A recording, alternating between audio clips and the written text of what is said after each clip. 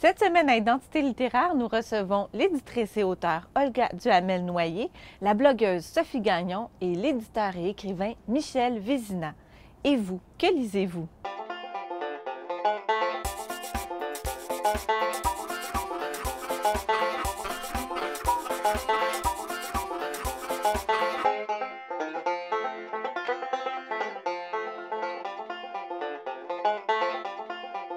Olga Duhamel-Noyer est directrice littéraire aux éditions Héliotrope. Également auteure, elle a publié 3 romans. Le premier, Highwater, a été finaliste au prix Anne Hébert. Puis vient Destin, qui a fait partie de la sélection du prix des libraires. Et finalement, plus récemment, elle a publié Le rang du cosmonaute. Elle est également l'auteure de l'essai Motel Univers. Olga, bonjour. Bonjour. Bienvenue à Identité littéraire. Merci de l'invitation. Alors, vous avez choisi 3 titres. J'ai l'impression que ça s'est imposé assez rapidement, vos choix. Oui, oui, comme ça, sinon je serais arrivée avec 25, oui. 30, 40 titres. Je ne vous ferai pas ce coup-là, mais j'ai choisi 3 titres, peut-être parce que comme directrice littéraire, je suis dans le présent, dans l'éternel présent de l'écriture. J'aime ça, j'aime beaucoup ça, mais il y a aussi un temps un peu presque ahistorique de l'écriture que j'aime.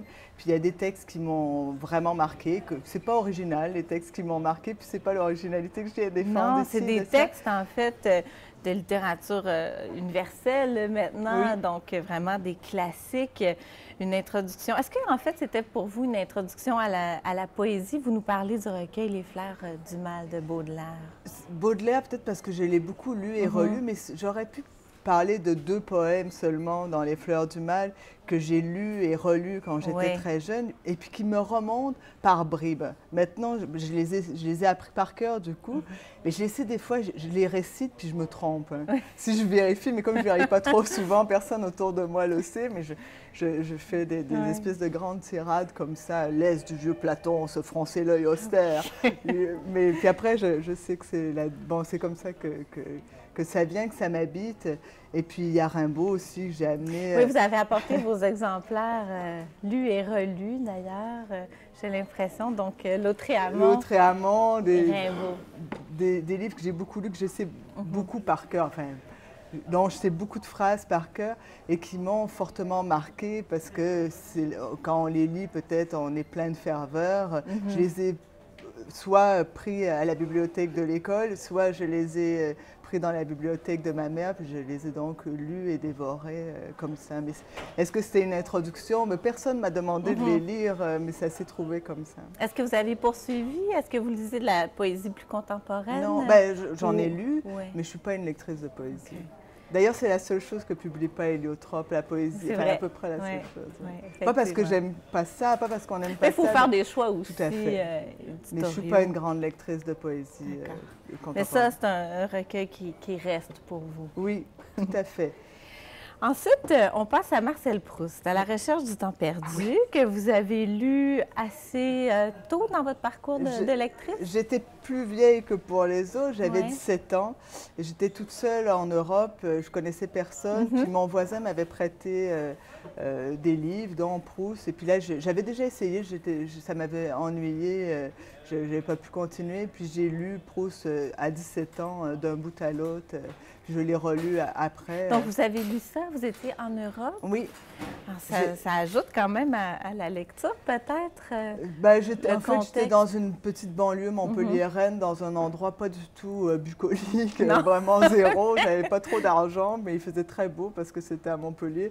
Puis, encore une fois, je connaissais personne. Puis, ce monde-là, pour moi, Proust, c'est l'immensité de l'écriture.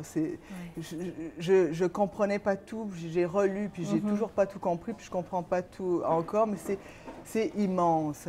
Cette immensité-là, c'est plus grande nature, encore c'est beaucoup maintenant. Plus grand pour mais donc, vous avez lu, je me demande, les thèmes qui sont abordés, est-ce que c'est des choses qui vous ont frappé ou qui sont restées, comme par exemple toute cette réflexion sur la littérature, sur l'art, vous qui êtes issu finalement de Dans ces Proust, oui, ça m'intéressait beaucoup ce qui était dit sur la peinture à l'époque, beaucoup moins sur l'homosexualité, puis au fond c'est ce qui m'intéresse plus maintenant chez Proust, mais à l'époque, pareil chez Rimbaud, je n'avais même pas remarqué certaines choses sur l'homosexualité, chez Proust quand même un peu, mais Baudelaire, en revanche, c'était vraiment les pièces, c'était vraiment Lesbos, puis Femme damnée qui me fascinait.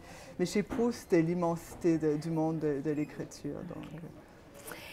Parlant d'écriture, vous nous parlez de Marguerite Duras, donc qui a vraiment développé un style littéraire propre. Et vous nous parlez d'un titre, La vie matérielle. Oui. Donc, on me parle souvent de l'amant. Là, vous nous parlez de la vie matérielle, donc qui est plus autobiographique, un mélange d'essais et d'autobiographie. Mais c'est quelque chose sur l'écriture qu'elle a dicté. Elle était plus âgée, elle a dicté, réécrit, elle a tout réarrangé un peu le truc. Mais c'est un texte que j'aime beaucoup, peut-être parce qu'il dit des choses sur ce que c'est être dans l'écriture. C'est quelque chose qui m'a fasciné beaucoup chez Duras, comment l'écriture déborde, avale finalement le réel complètement, puis le réel devient de l'écriture sans arrêt. Et chez Duras, je trouve que c'est très intéressant. Je trouve que c'est intéressant aussi ce qu'elle peut dire, mais c'est fou, mais ce qu'elle dit sur les femmes, sur ce que c'est une femme qui écrit. Puis, à un moment, quand on est une femme, sans s'inscrire dans... Si on n'est pas du tout... Comment je pourrais dire? Sans être dans l'angle de la victime et tout ça, mais il y a une histoire littéraire qui est très, très brutalement masculine. Puis si on a envie d'être dans cette brutalité de l'écriture, comme femme aussi, ben Duras, c'est la meilleure partenaire, j'allais dire. Cruelle, menteuse, méchante, mégalomane et formidable écrivain ou écrivaine. Donc, pour vous, en tant qu'écrivaine, il y a vraiment une fusion qui peut se faire, une identification aussi à la parole de cette écrivaine-là. Tout à fait. Puis il y a toutes sortes de Durassiens. Il y a toutes sortes de... Je me sens pas souvent très proche des Durassiens, mais je me sens très proche de Duras quand je la lisais plus, disons, avant, parce que je la lis un peu moins maintenant, mais tous mes copains littéraires, mais jamais ils liraient Duras, mais ils trouvent ça emmerdant, ça ne les intéresse pas du tout.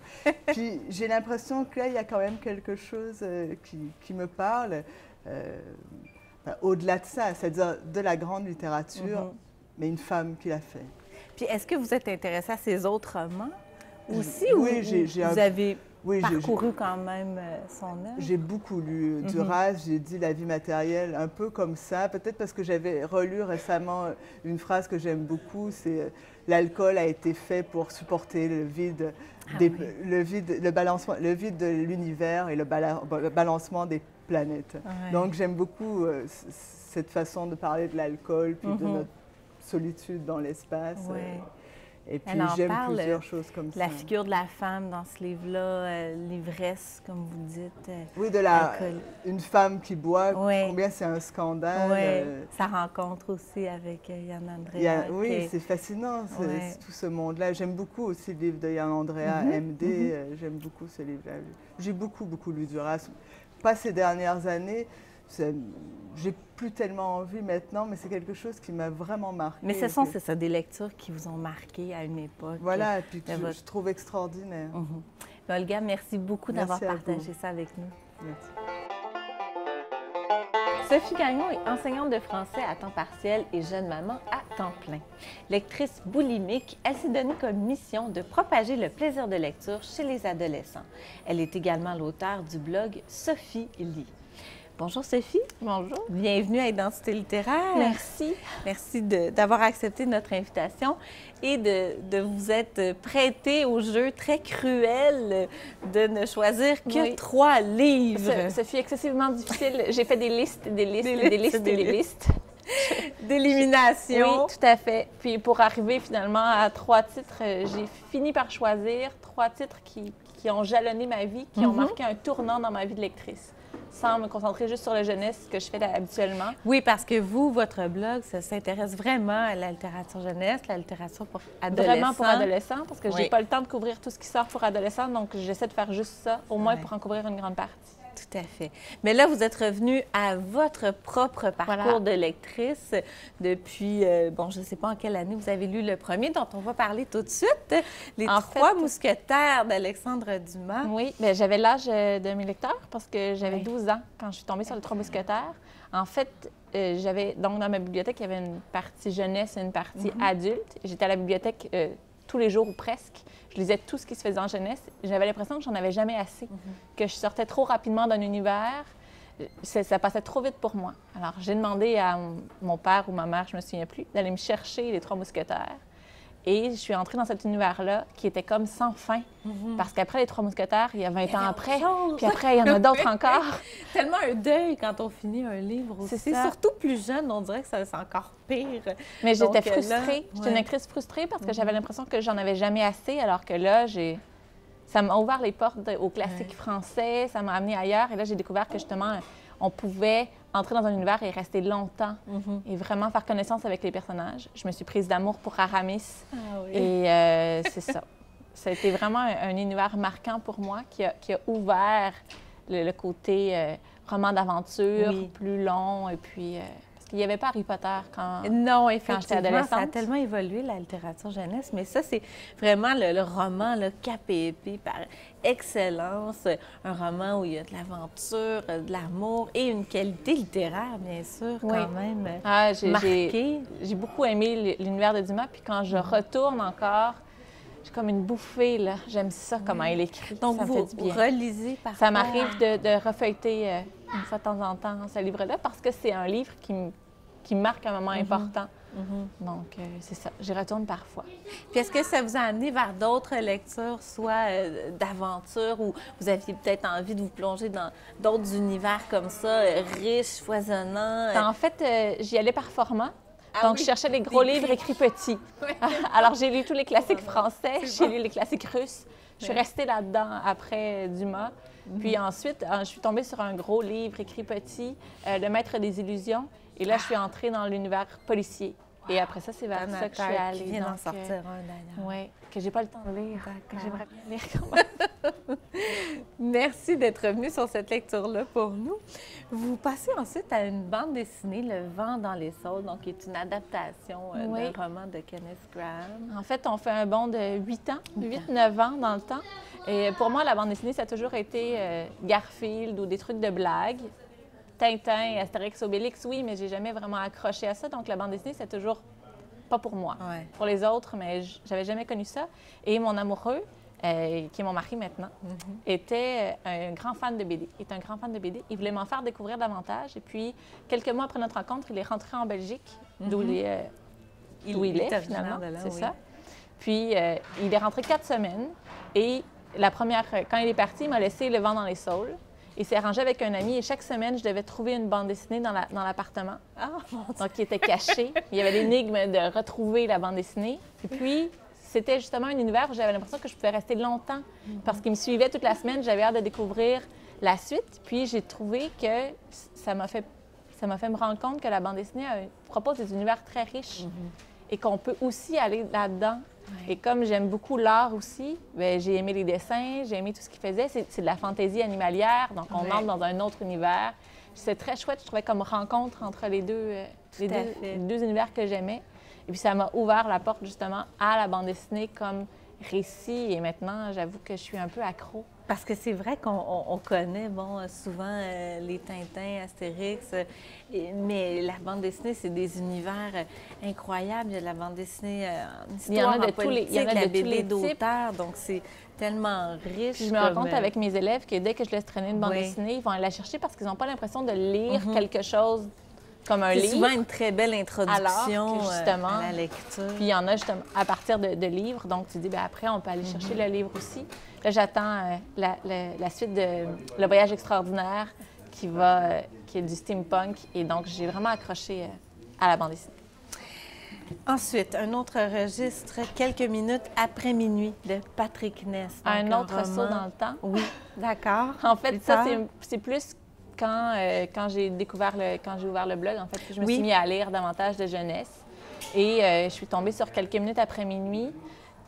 Et ça m'a frappée, en fait, comme lecture, d'abord parce que l'édition est magnifique. Oui.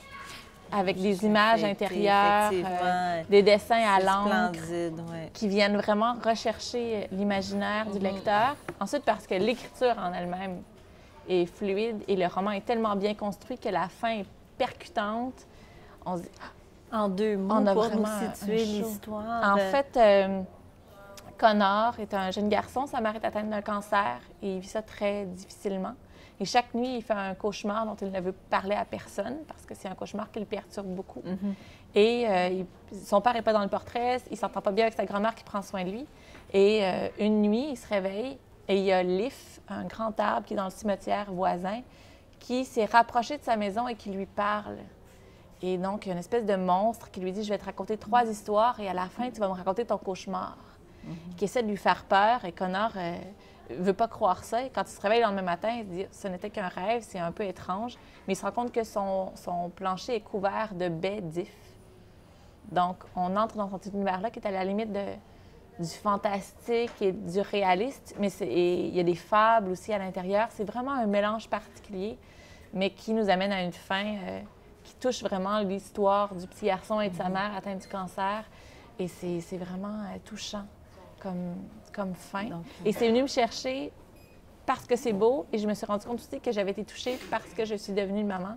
Oui, donc ça correspondait et que j'ai à un d'autres moment choses, c'est ça. C'est un moment important de ma vie parce que j'ai pris conscience de ça à ce moment-là, que ça me touchait dans une autre partie de moi-même. Que maintenant, le personnage, je le voyais aussi en tant que mère. Donc, c'est un autre rapport qui venait se créer. Puis j'ai entendu dire qu'on pouvait voir comment un livre nous avait touchés à partir du moment où le temps que ça prend entre le moment où on referme la page et le moment où on commence un autre livre. Effectivement. Mais moi, je suis une lectrice boulimique. J'ai toujours 4-5 livres qui m'attendent à côté. Mais celui-là, j'ai fait une longue pause parce que j'arrivais plus à me lancer dans d'autres choses, parce que ça m'avait vraiment touchée très fort. Sophie Gagnon, merci beaucoup de nous avoir partagé ces lectures. Tout de suite après la pause, nous recevons Michel Vézina.